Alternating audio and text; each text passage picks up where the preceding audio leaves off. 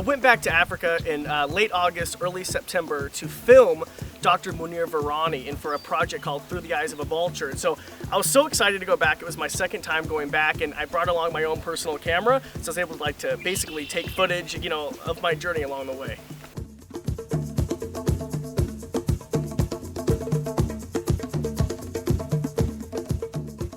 El Samir is the field study center where I go when we do surveys of fish eagles on Lake Naivasha, and so it was like a home away from home. And so what was so cool is we were able to go back with Dr. Virani, and he actually studied there for years. Yes. That was my house for 4 years. Wow, right on the lake. Right on the lake.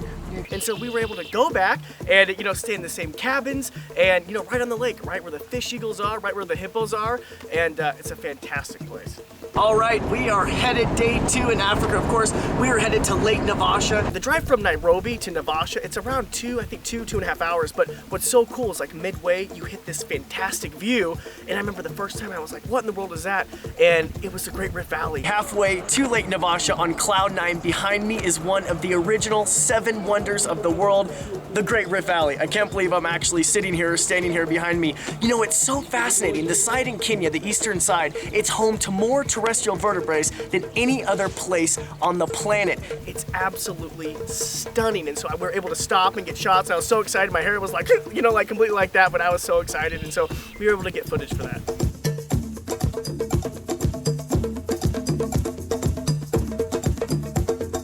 What's so cool is Sarah Higgins allowed us to go on her property where she rescues these fantastic birds. And we were able to see tawny eagles. We were able to see the crown eagles, beautiful owls. I mean, they were just, I couldn't even, they just took my breath away. And so also on her property is a world famous researcher. His name is Simon Thompson. So he's leading in raptor conservation. So we were able to take a tour of Sarah's property and see her rehabilitated birds. And so it was a fantastic time. And it's on the lake, which is great. And what's so cool is on her property, you see wildebeest, you see water buck, and it's wait, they're here, you know what I mean? It's so weird. Absolutely stunning. All right, we just arrived on Sarah Higgins' property. Mom, you would love these flowers. Look at these flowers. Oh my gosh. Sarah is actually famous. She's worldwide known for raptor rescue. Of course, her specialty is in owls, but what I love most about visiting Sarah Higgins is her property located right on Lake Naivasha. The wildlife is just incredible. And she also has some rescue birds that she has rehabilitated here. We just learned, and I actually just learned from Dr. Virani, that owls are actually persecuted here. They're considered omens, and so they're killed on site. And so Sarah's done a lot of great conservation work, definitely trying to protect the owls. I know she, hand rears them and then of course releases them back into the wild. But there's nothing like being here at Sarah Higgins' place out here on Lake Naivasha.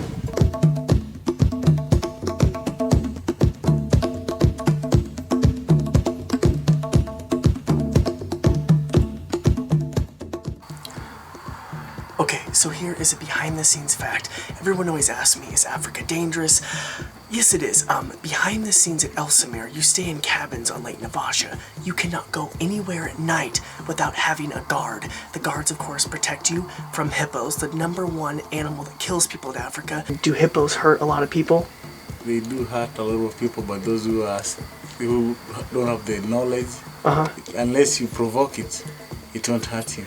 And also buffalo, and so you have to be escorted to your cabins. So they have security officers 24 hours a day. What about buffalo? Buffaloes do pass here, but mostly they pass near the lake. Okay, so not near the cabin. No. Okay. But they normally pass in numbers. In numbers? In numbers. So when they're in numbers, they are not dangerous. But one alone is dangerous? One alone is dangerous because it's looking for the others. Okay. And it's scared for anything that approaches it. Now at night, like I said, you cannot go anywhere. Okay, it is currently, I don't actually know what time it is, but of course all the time zones are mixed up. So usually when I can't sleep, well actually what I really did is I went outside and tried to see if they spotted any hippos or chibocos. And as I walked down to the fire, my luck, we heard a hippo. Of course, it did not come out, but I didn't want to go anywhere near those bushes. Once they kill more people than any other animal here in Africa combined. So I decided to come back in my my little eco lodge and kind of write in my journal. I write in my journal. It really helps me out. It helps me record certain blog entries helped me kind of remember things, because so much goes on in Africa. It's so hard to remember everything, so hard to retain everything. So not only does the camera help, but when I'm going back through, even post-editing, we'll be able to look through the notes. It definitely helps out. Okay, it is day 3 of the African adventure. We're going out on Lake Naivasha, the earliest I've ever been out in Lake Naivasha. How early were you out on the lake?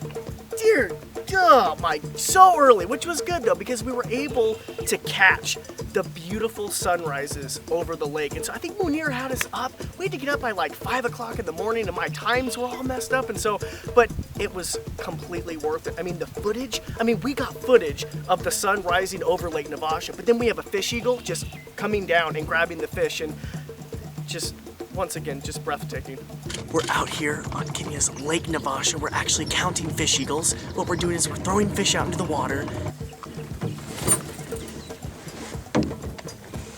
And then we're taking pictures of the fish eagles coming to get the fish.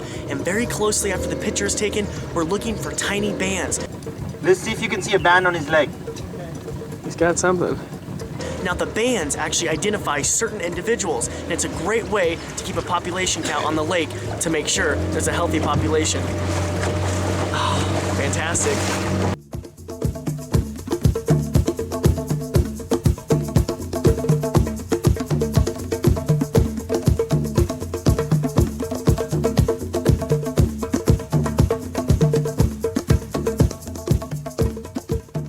One of the many negative factors affecting Lake Naivasha is the unplanned and uncontrolled settlements. Now, of course, this is a direct correlation with the booming flower industry. Also, greenhouses, they completely cover the shores of Lake Naivasha. So you're thinking, okay, so what's wrong with that? Well, these settlements, they have no proper sanitation techniques. So all the sewage literally gets right back into the lake. Now that affects all different types of wildlife, of course, biodiversity, from the majestic fish eagle all the way down to the microorganisms that depend on Lake Naivasha to survive.